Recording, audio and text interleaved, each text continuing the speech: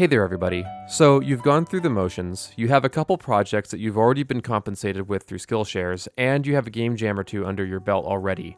And, you finally feel like you're ready to start charging. And so, the question that always pops up at this stage is, how do I price myself? Taking a look around at what everyone else is charging, you'll probably see a lot of terminology such as, I charge X amount of dollars per minute of music. And yeah, typically this is a way to quantify to someone what you're worth, how much they can expect to pay, and what they might be able to get out of your work. There's no standard rate necessarily for game audio, but keep in mind that in my other video, I showed you why, if you're serious, you should probably start thinking about charging at least around $300 per minute, at least on paper. Keep in mind that as a freelancer, you're responsible for all of your expenses, including taxes, business expenses, licenses, and you also have to use that money to, eat, live, go places, have fun. Your time and your profession is worth the money, and you deserve to have a living wage. However, something that I hear all too often from people who start charging around this rate is I always get to the negotiation stage and then I hear that I'm too expensive for their budget, and they're going to keep me on a list of people in the future. And this is really frustrating. I get it. It is. It's naturally upsetting. We're so close, but we're getting turned away at the last moment. So why are we getting turned away here? In my opinion and in my experience, when starting out, the per minute rate is a hindrance. It acts somewhat like a door that we shut in our own face.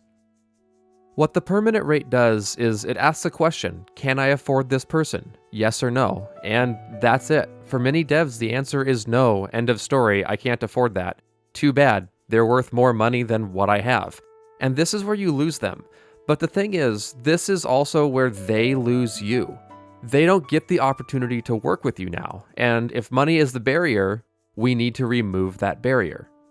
So in starting out and in getting paid, and in finding bigger projects, let's identify the three most important factors. 1. Being able to live. You need to live on the money that you're provided. 2. Be compensated fairly. 3. Give the devs high quality work. So if per minute is a barrier that just gets us no, that means that we can't live off that money because there's no money coming in. So let's restructure our approach to the flat fee model. A flat fee is a number that simply says this project is going to cost this much, period. It's a one and done number that lets a client know exactly how much you cost. They don't need to guess if there's going to be more minutes of music.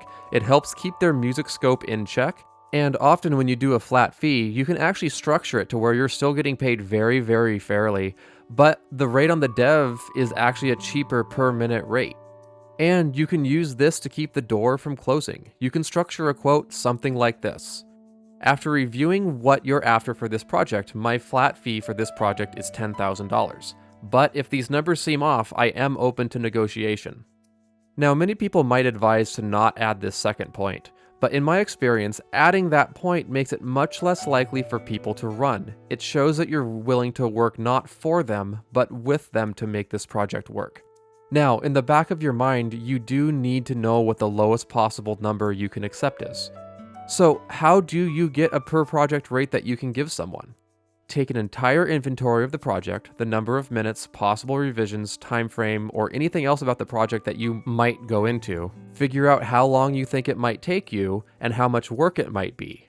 And figure out your number from this. It's going to take some guesswork, and that's pretty normal. You'll figure out your numbers over time.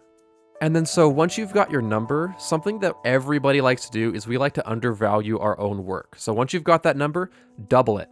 Or possibly even triple it or quadruple it. I have heard stories of that before. And again, this is because we still sell ourselves short all the time.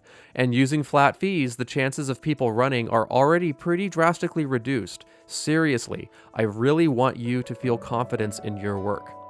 Per minute rates are really like blank checks. Developers don't know how much you'll cost with the per minute rate.